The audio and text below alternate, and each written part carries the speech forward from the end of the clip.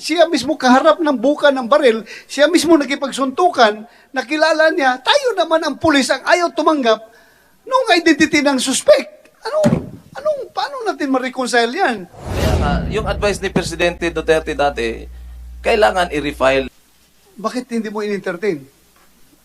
Bakit nag-stick ka doon sa pangalan na fictitious? Halata fictitious yun eh. Somebody must have provided that name, that fictitious name. Wala palang Alfonso Tan. You want to file a fictitious name? Nagpapaluko ka sa sarili mo. Sino yung pinatawag?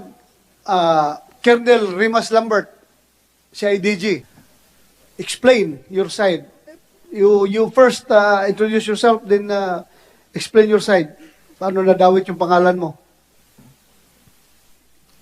Your Honor, I am Police Lieutenant Colonel Rimas Lambert, the Assistant Chief of CIDG Region 7.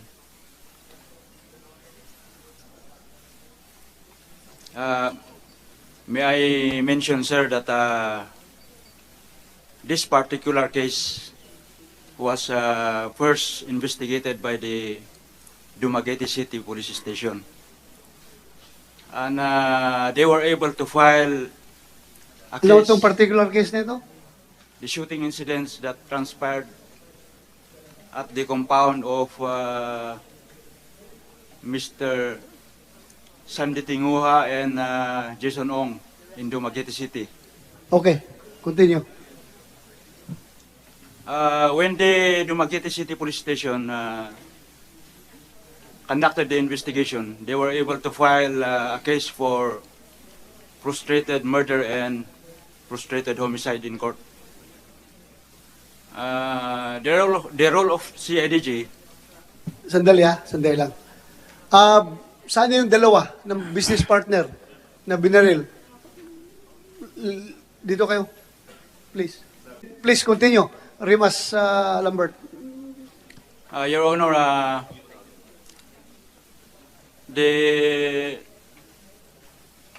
role of CIDG came when the former President Rodrigo Roa Duterte, learned the incident wherein one of the case filed was dismissed. And so there was that directive of the former President to the CIDG to conduct reinvestigation and refiling of the case. From that, when I learned the order of the former President, I personally lead the conduct of reinvestigation. And on June 9, 2021, more or less 2 weeks after the order of the President, we were able to refile the case for attempted murder. Together with the two complainants, we escorted them from their house going to the court. Sino ang respondents? Sino suspects? The same respondent, sir, yung na-file nung Dumaguete City Police Station, Sino nga? Sino? Alfonso Edinatan. Tapos nagpaluko kayo ng Alfonso Inatan na yan? Naniwala kayo? At that time, sir, the true identity of the real perpetrator, gunman, as alleged by the complainants, has yet established. Was not yet established. Yes, sir. That's why Sana yung dalawa? Totoo yun na hindi pa nyo kilala? Yung nag-conduct na ng investigation ng CIDG, hindi pa nyo kilala yung real gunman na nabugbog ninyo? Wala pa kayong exact pangalan? Kilala namin yun, Your Honor. Kilala na namin. Hindi nyo Kaya sinabi nga sa kanila? nag-insist ako galing kami ng Presidente, nag-insist ako na kung Alfonso Edina Tan yung ipafile natin, malamang hindi din yun makalusot doon sa korte. Kasi yung first court, nag-decide na hindi yun So kaya nga, sabi ko kay Colonel Lambert na kailangan i-change natin yung pangalan from Alfonso Edina Tan to Noel Alabata. Yun ang advice ko. Kaya nga ano kami ni Sir Lambert na binaon daw ko siya doon sa nag-text siya sa akin pero naano lang yung text ko. Kaya sabi ko, sir, wala tayong magawa kasi kung Alfonso hindi natin yung gagamitin natin, ganun pa rin yun, hindi pa rin uusad yung yung kaso. Kaya nga, yung advice ni Presidente Duterte dati, kailangan i-refile. Hindi yung i-refile na yung pangalan pa rin ang gagamitin. Yes, before you conduct refiling, reinvestigation gawin ninyo. So pag nag-reinvestigate kayo, lalabas at lalabas yung pangalan ng pulis na totoong suspect. Bakit hindi ninyo ginawa yun? Bakit nag-refile lang kayo? Ano bang ginawa nyo? Yes, Your Honor. At that time, kulang pa talaga ng ebidensya to pin down na yun si Noel Alabata Jr. is the real gunman. That's why during the series of case conference with the city prosecutors of Dumaguete City, with Prosecutor Joseph Serna, Prosecutor Lumusad, and Buenavista, I recommend that we will refile the case while we are conducting a thorough investigation, citing the provision of Section 7 of the Rules of Criminal Procedure na kung ma-identify na yung talagang pangalan ng gunman, pwede natin i-insert o i-amend yung information na ma-insert yung totoong pangalan. So anong pinahal yung pangalan? Yun ba rin, sir, yung Alfonso Itan? Do you think papayag na lang ng basta-basta yung korte na magpalit na lang kayo ng pangalan? Ay, mali pala yan, sir. Your Honor, ito palang totoong pangalan.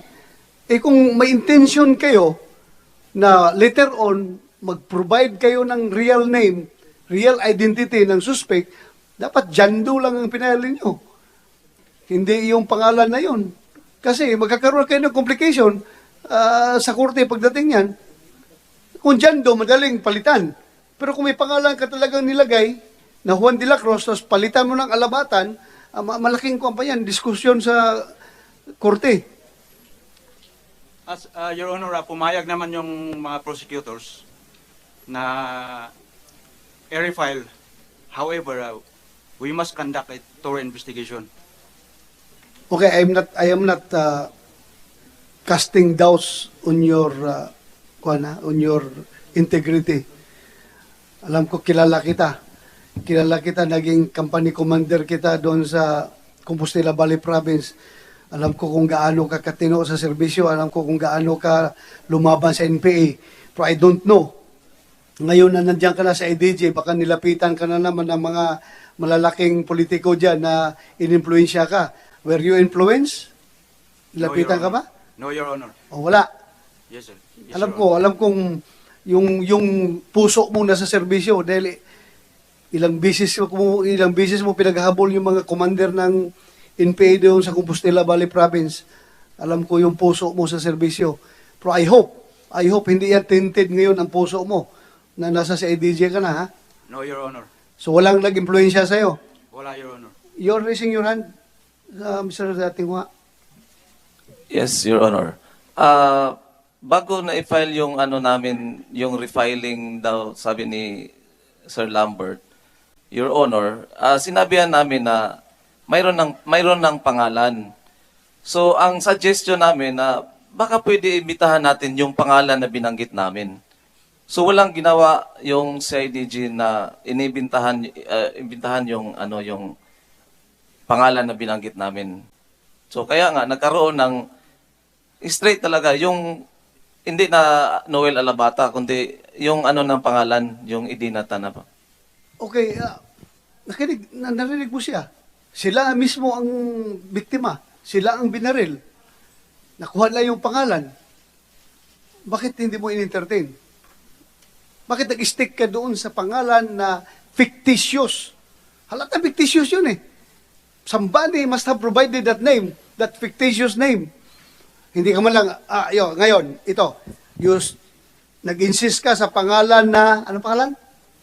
Alfonso Tan, Your Honor. Alfonso Alfonso Tan. Tan. Yes, Your Honor. Mukhang mayaman pa yung pangalan yan eh. Nag-research ka sana kung sino itong Alfonso Tan na ito. Meron kayong mukha, meron kayong identity. Nag-research kayo? Yes, Your Honor. Sino si Alfonso Tan?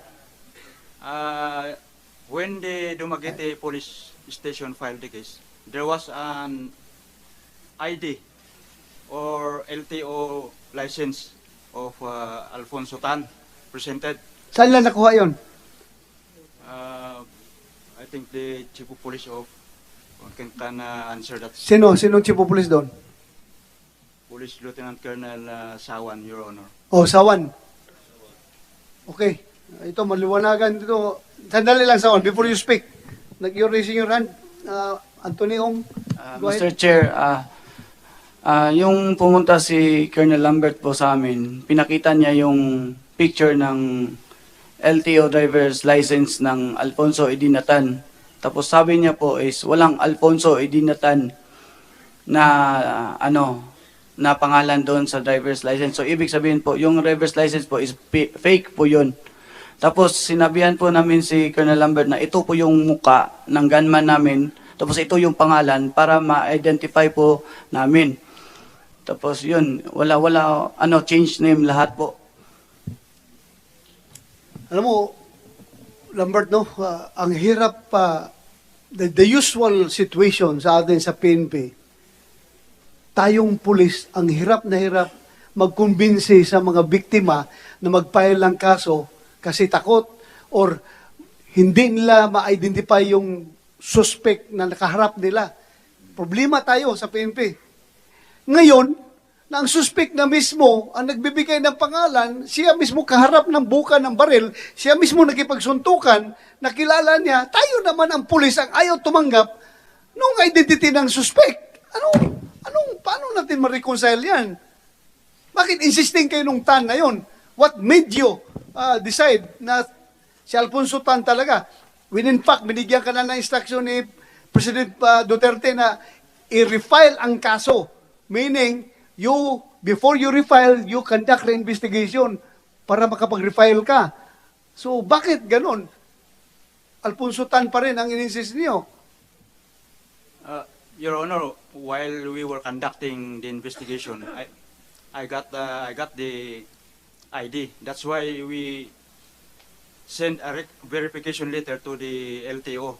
And that's the time we found out na wala talagang Alfonso Tan sa database ng LTO. Then I informed the complainant. Oh, bakit ka nag-file na wala palang Alfonso Tan? You want to file a fictitious name. Nagpapaluko ka sa sarili mo. Ganon ang nangyayari. O para mo niloko sarili mo nun. Alam mo,